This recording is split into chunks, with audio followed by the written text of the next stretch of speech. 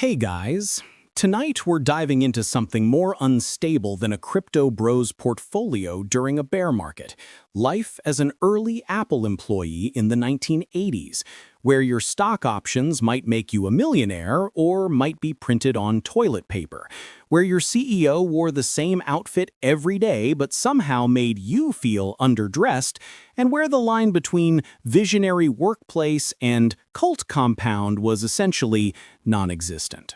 We're talking about the era when Apple was transitioning from a garage startup to a corporate powerhouse, which sounds inspiring until you realize it meant mandatory Saturday work sessions, bosses who threw tantrums that would make a toddler look emotionally regulated, and an office culture that somehow combined the worst parts of a fraternity house with the most intense parts of a military academy.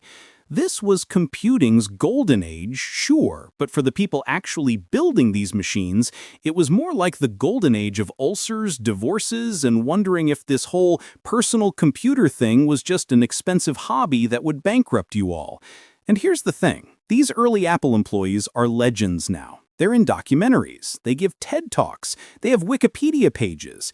But back then, they were just regular people trying to ship a computer while their boss screamed about fonts, while their stock options vested slower than continental drift, and while they seriously questioned whether they should have just taken that stable job at IBM like their parents suggested.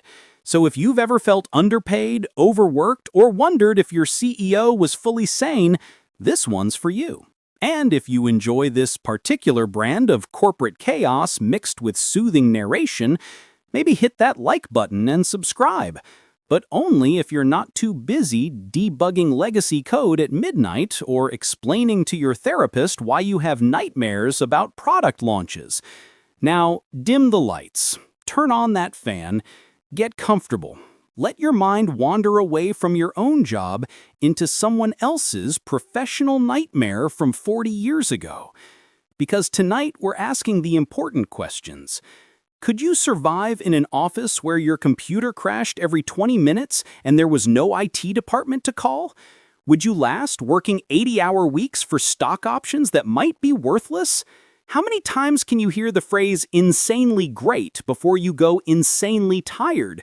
Did early Apple employees actually sleep, or was that just a myth propagated by people who worked at normal companies? And most importantly, could you handle working in an industry that was inventing itself in real time, where nobody knew what they were doing but everyone pretended they did? Take a deep breath. Relax your shoulders. Congratulations. You've just woken up in 1981. You're an Apple employee. Your desk is in an open office that smells like soldering irons and ambition. Someone is arguing loudly about disk drive architecture. Your stock options are theoretical. Your health insurance is questionable. And Steve Jobs just walked past your desk without acknowledging your existence, which somehow feels both devastating and completely expected. Good luck. You're going to need it. Your alarm goes off at 6 a.m., which is unfortunate because you only got home at 2 a.m. after yet another quick evening session that turned into a 7-hour marathon of fixing bugs that probably weren't even bugs, just features nobody wanted. But there's a message on your answering machine from last night. Yes, answering machine because it's 1983 and that's cutting-edge technology, saying there's an emergency meeting at 7:30 a.m. No explanation, no agenda, just be there. You lie in bed for exactly 45 seconds contemplating your life choices, remembering that IBM rejected your application last year, and wondering if it's too late to become a teacher. It's not the workload that's killing you. It's the uncertainty, the constant feeling that you're building something that might change the world or might just be an expensive hobby for Stanford dropouts with trust funds. The drive down 280 to Cupertino should be beautiful. It's California. There are hills, there's sunshine, there's the promise of technology changing the world. Instead, you're sitting in traffic wondering if your stock options will ever be worth anything, mentally calculating how much you've spent on gas versus how much you're actually getting paid, and trying not to think about how your college roommate who went into finance is probably making triple your salary. You pass other cars full of other tech workers, all of you heading to your respective companies, all of you convinced you're working on the future, all of you secretly terrified you're wrong. Someone cuts you off. You don't even get angry. You're too tired.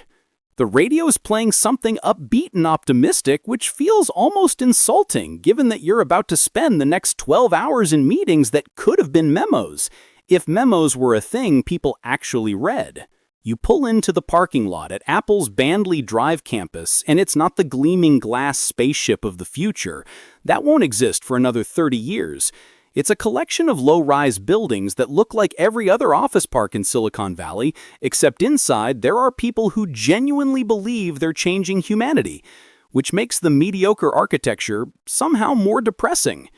You walk through the front door and immediately see the mandatory poster about this quarter's goals, written in that special corporate language that makes everything sound both urgent and meaningless. The lobby smells like coffee and photocopier toner. Someone has left a half-eaten bagel on the reception desk. In the distance, you can hear the sound of a heated argument about user interface design, which you know from experience will last at least 3 hours and resolve nothing. This is innovation. This is the future. This is your life now. The conference room is already full when you arrive, which means you're standing in the back like you're at a concert for a band you don't particularly like but feel obligated to support. Someone important is at the front. You're not entirely sure who, because Apple's org chart changes more frequently than the weather, talking about alignment and vision and making a dent in the universe. You're holding a cup of terrible coffee and trying to look engaged while mentally going through your task list, which was already impossible before this meeting consumed your morning. 20 minutes in, you realize this meeting is about a meeting that will happen next week. It's a pre-meeting. A meeting to plan a meeting. Someone asks a question and the answer is basically, "We'll discuss that in the actual meeting." You look around and see your colleagues' faces, all of them doing the same calculation you are. Is this job worth it? The meeting ends after 90 minutes with no actionable items, no decisions made, and no explanation for why it was marked emergency. You finally get to your desk around 9:30 a.m., which means you've been at work for 2 hours and haven't actually started working yet. Your desk is in an open floor plan because apparently the theory is that removing all privacy and personal space will make people more creative and collaborative, when in reality it just means you can hear 3 different conversations simultaneously while trying to concentrate on anything. To your left, someone is debugging code out loud, narrating their process like they're the David Attenborough of software engineering. To your right, 2 people are arguing about whether the Macintosh should ship with a mouse or if that's too weird for normal people. Behind you, someone is on the phone trying to explain to their spouse why they can't make dinner tonight. Again. Your desk itself is a collection of papers, diskettes, technical manuals, and empty coffee cups, forming an archaeological record of your last 3 weeks. There's no privacy, no quiet, no escape. Just you, your Apple II, and the constant ambient noise of innovation happening just loudly enough to prevent you from contributing to it. You're not on the Macintosh team. You're on the Apple III team, or maybe the Lisa team, which means you're working on products that history will either forget or actively mock. But everyone is obsessed with what the Macintosh team is doing. They're the chosen ones, the special forces of personal computing.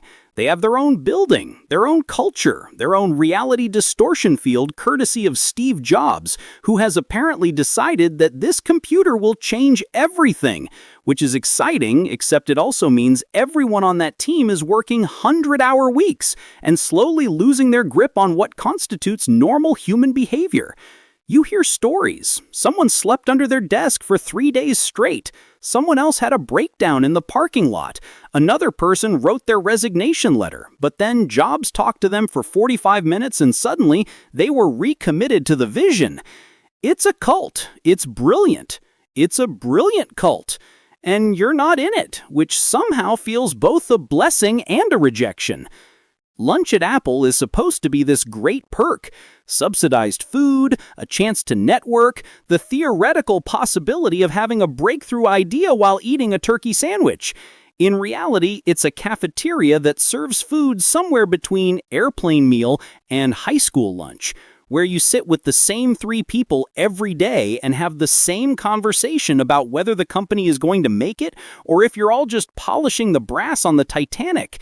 Someone always brings up Xerox PARC because apparently they invented everything first but failed to monetize it, which is either a cautionary tale or proof that execution matters more than innovation, depending on who's talking. You eat quickly because you have a demo at 1:30 p.m. and you haven't actually prepared for it because you've been in meetings all morning. Around you, hundreds of other employees are doing the same anxious calculation. Eat fast, get back to work, and try to make this all mean something. The cafeteria is loud. Someone drops their tray. Nobody even looks up. This is normal. This is fine. This is your life now. Product demos at Apple are less "here's what we built" and more "please God let this work, because if it doesn't, we're all going to look incompetent in front of people who already doubt us." You're setting up your equipment, which means connecting cables that weren't designed to be connected, booting up software that crashes approximately 40% of the time, and praying to whatever deity might be listening that today is not one of those days. The audience starts filing in. Engineers, managers, maybe someone from marketing who will inevitably ask questions that miss the entire point of what you're demonstrating. You start your presentation. The first 3 minutes go fine. Then the computer freezes. Complete lockup. Nothing works. You try the classic Apple troubleshooting method. Turn it off and turn it back on. It boots up. You continue. Everyone acts like nothing happened because this is so common that acknowledging it would mean acknowledging that maybe, just maybe, you're all selling a product that isn't quite ready. The demo ends. Someone says "interesting" in a tone that could mean anything from "this is revolutionary" to "please never show me this again." You pack up your equipment and wonder if you should start applying to other companies. You won't, but you'll think about it. Here's the thing about working at Apple in the early 1980s. Email is not really a thing yet, not in a way that normal people use. Which means if you need to communicate with someone, your options are walk to their desk and interrupt them, call them on a phone that's connected to a wall like some kind of medieval torture device, or write a memo that will be photocopied and distributed through inter-office mail, which moves at the speed of a lazy bureaucracy. This means everything takes forever. Simple questions require meetings. Complex questions require multiple meetings. Updates require memos that nobody reads, but everyone receives. You spend approximately 40% of your day trying to find people to talk to, 30% in meetings discussing things that could have been conversations, and maybe 20% actually working. The remaining 10% is spent wondering how anything gets done like this, until you realize it mostly doesn't. Things ship late, features get cut, products launch half-finished, and everyone just accepts this as the normal cost of innovation.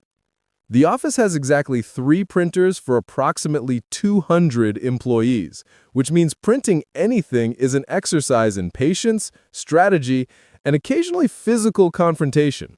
You need to print a 40-page technical specification. You send it to the printer. You walk to the printer room. Yes, there's a dedicated room, and yes, it's always chaos. And discover that someone else's print job is ahead of yours. A 300-page job. Single-sided. You consider your options. Wait, cancel their job and risk creating an office enemy, or just give up and come back later. You wait. The printer jams. Of course it jams. It jams constantly. You open the printer, remove the jammed paper, close it, and watch it immediately jam again. Someone else walks in with their own printing emergency. You make eye contact. You both understand. This is hell. This is a special circle of hell reserved for people who thought computers would make life easier. Eventually, your job prints. Half the pages are streaked with toner. 3 pages are blank for no reason. You take your documents and leave, feeling like you've just survived a minor battle. Because you have. It's 6 p.m. In a normal job, this would be time to go home. You have been at work for 11 hours. You are tired. But here's the thing. At Apple, leaving at 6 p.m. is essentially admitting you're not committed enough to the vision. You look around the office and see at least 50 people still at their desks, still working, still pretending that this is sustainable. Your manager walks by and casually mentions they'll be here at least until 9 p.m. And somehow this feels like both a statement of fact and a challenge. Are you really going to leave while your manager is still here? While people 2 levels below you are still grinding away? You sit back down. You open your files. You continue working on a problem that probably won't matter in 6 months, but feels urgently important right now. Around you, the office is quiet, except for the clicking of keyboards and the occasional sigh of someone realizing they're missing another dinner, another evening, another piece of their life that they'll never get back. This is what dedication looks like. This is what changing the world costs. This is why your spouse stopped asking when you'll be home. The office kitchen has a refrigerator. This should be a simple thing, a place to store your lunch, keep your drinks cold, maybe have some communal condiments. Instead, it's a battleground of passive-aggressive notes, stolen lunches, and unexplained smells that violate the Geneva Convention. Someone has labeled a yogurt with 3 different warning labels. Someone else's lunch has been in there so long it's achieved sentience. There's a handwritten note taped to the door, "Please clean up after yourself. Your mother doesn't work here." Below it, someone has added, "Yes, she does. She's in accounting." You're trying to store your sandwich, but there's literally no room because someone has taken up an entire shelf with their elaborate meal prep containers, labeled by day like they're running a small restaurant out of the fridge. You shove your lunch in wherever it fits and hope you'll remember where you put it. You won't. At some point this afternoon, you'll spend 10 minutes searching for your sandwich, won't find it, and will end up eating vending machine chips for lunch. This is innovation. This is the future. This is somehow worse than college. You have stock options. This is supposed to be exciting. This is the thing that makes the low salary and long hours and constant chaos worth it. The idea that if Apple succeeds, if the company goes public, if the stock price goes up, you could be wealthy. Maybe not rich, but comfortable. Maybe even rich, depending on how early you joined and how much equity you negotiated, which you probably didn't negotiate well because you were 26 and had no idea what you were doing. But here's the thing. Nobody knows if these options will ever be worth anything. Apple could fail. The PC market could collapse. IBM could crush everyone. Your options could vest and be worth less than the paper they're printed on. Or they could be worth millions. It's a lottery ticket disguised as compensation. And you're spending your youth, your health, your relationships betting on this lottery ticket. Because what else are you going to do? Work at a normal company with a normal salary and normal hours? That's not changing the world. That's just living. And you didn't move to Silicon Valley to just live. The copy machine is simultaneously the most important and most hated piece of equipment in the office. You need to copy a document. Should be simple. You walk to the copy room. There's a line. Of course there's a line. You wait. When it's finally your turn, you discover the machine is displaying an error code that nobody understands. You open various panels looking for jammed paper. You find some. You remove it. The error persists. You tried turning it off and on again. Nothing. You consider just giving up, but you actually need these copies for a meeting in 20 minutes. Someone behind you sighs audibly, which doesn't help. Eventually, someone who apparently has a PhD in copy machine repair shows up and fixes it by pressing a series of buttons in a sequence that looks like a cheat code. Your document copies, the machine jams again immediately after you're done. You leave quickly before anyone can blame you. You return to your desk with your still warm copies and the knowledge that you just spent 25 minutes of your life on something that should have taken 2 minutes. This is progress. This is technology. This is your life now. It's performance review season, which means it's time for your manager to sit you down and explain everything you've done wrong this year while also telling you that you're a valued member of the team.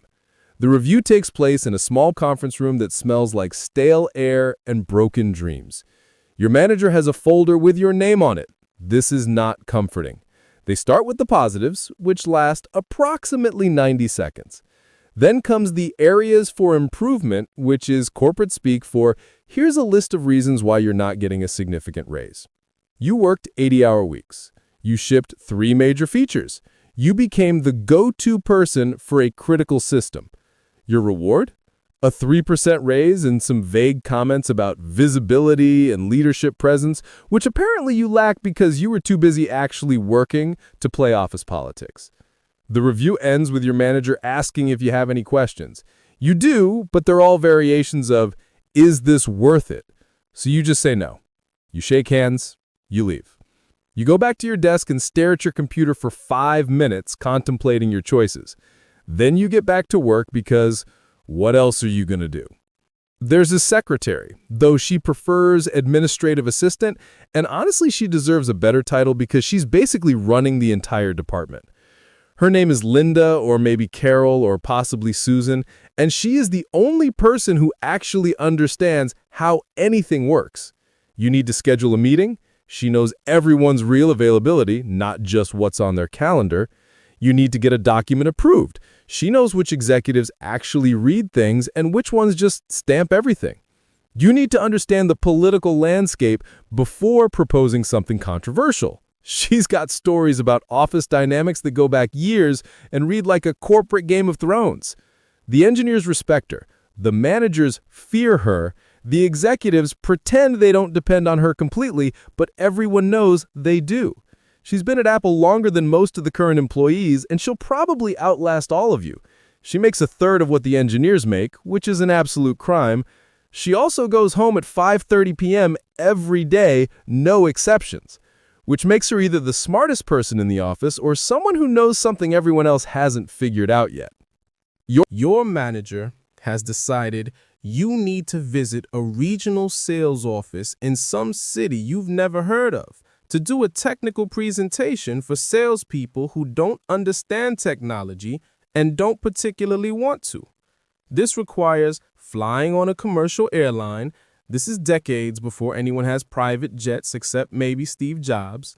Sitting in a middle seat between 2 strangers, landing in a city that's like a worse version of wherever you're from, renting a car with a manual transmission that you barely know how to drive, and checking into a hotel that's clean but depressing in that special way that business hotels manage to be. The presentation goes fine, which is to say the salespeople smile politely, ask no questions, and immediately forget everything you said. You fly home the same day because the company won't pay for an overnight stay unless absolutely necessary. You get home at 11 p.m. You have to be back at work tomorrow at 7:30 a.m. The entire trip accomplished nothing except making you tired and making the company slightly poorer. This is business development. This is building relationships. This is why you went to college. There's an all-hands meeting. This is never good news. All-hands meetings are either, we're doing great, keep it up, rare, or things are changing and you're gonna hate it, constant. Today, it's the latter. Some executive you've never met is explaining a reorganization that will streamline operations and improve efficiency, which is corporate speak for we're shuffling people around and some of you will lose your jobs, but we won't say that directly. Your department is being split in 2. Your manager is moving to a different team. You're getting a new manager you've never worked with. Half your colleagues are being reassigned to projects they don't care about. The logic behind these changes is explained in corporate buzzwords that are technically English but convey no actual meaning. Someone asks a question. The answer is basically, trust the process. The meeting ends. Everyone files out silently. You go back to your desk and continue working on a project that might not exist in 2 weeks for a manager you might not have on a team that might be dissolved. This is stability. This is planning for the future. This is why therapists exist. The annual holiday party is at a hotel ballroom that's trying very hard to be fancy, but mostly feels like a high school prom organized by people who peaked in the 70s. There's an open bar, which is dangerous because everyone is stressed and overworked and about 3 drinks away from saying what they really think about management. You arrive fashionably late, which means most people are already 2 drinks in. Someone from sales is loudly explaining their compensation package to anyone who will listen. Someone from engineering is in the corner looking uncomfortable and counting the minutes until they can leave. The executives are holding court at their own table, laughing at jokes that probably aren't funny, completely disconnected from the reality everyone else lives. You grab a drink. You make small talk with colleagues about anything except work, which is harder than it sounds because work is basically all any of you do. Someone gets too drunk and tells their manager what they really think. You watch this happen in slow motion, knowing this person's career just took a critical hit. The party ends. You go home. Monday morning, the rumors start about who said what and who's in trouble. You thank whatever gods exist that you left after 2 drinks and kept your mouth shut. In the early 1980s, smoking in the office isn't just allowed, it's practically mandatory for fitting in. Your coworker 2 desks over chain smokes Marlboros while debugging code. The conference rooms have ashtrays. The break room has a permanent haze that makes everything look like a film noir movie, except instead of mysterious detectives, it's engineers arguing about memory allocation. You don't smoke, which makes you weird. People offer you cigarettes constantly, like it's hospitality. You sure? It helps with stress. The stress they're referring to is caused by working at Apple, and the solution they're proposing is something that will kill you slowly, which somehow seems appropriate given everything else about this job. The office smells like an ashtray. Your clothes smell like an ashtray. Your hair smells like an ashtray. You go home and your non-tech industry friends ask why you smell like you've been in a bar, and you have to explain that no, this is just what offices smell like. This is normal. This is the professional environment people dream about when they study computer science. This is somehow legal. So, there you have it. A day, or really a lifetime, at early Apple. The chaos, the brilliance, the broken printers, the stock options that turned grocery store clerks into millionaires and brilliant engineers into burnout statistics. The emergency meetings that weren't emergencies, the demos that crashed at the worst possible moment, the managers who screamed, the secretaries who actually ran everything, the smoking sections that were just the office, the golden handcuffs that felt more like handcuffs than gold, at least until they didn't. These people built the future. They genuinely did. The computers you're probably listening to this on, the phones, the tablets, the entire concept of personal computing being something normal humans can use, it all traces back to people working 80-hour weeks in buildings that smelled like solder and cigarettes and desperation. Some of them became legends. Some of them became millionaires. Some of them burned out and left tech forever. And honestly, good for them. Some of them are still there, still grinding, still believing they're changing the world because maybe they are, or maybe they're just trapped by vesting schedules and expensive mortgages and the inability to imagine doing anything else. So tonight, as you close your laptop without thinking about work until tomorrow, because you can do that now, because we have labor laws and HR departments and the general understanding that maybe people shouldn't sleep under their desks, take a moment to appreciate how far we've come and how far we still have to go. Because business history is rootless, ridiculous, and somehow we're all still here, the survivors of a different era, building something, breaking something, trying to figure it out. Rest well. Dream of reasonable working hours and functioning printers. You've earned it. They definitely did. Sleep well.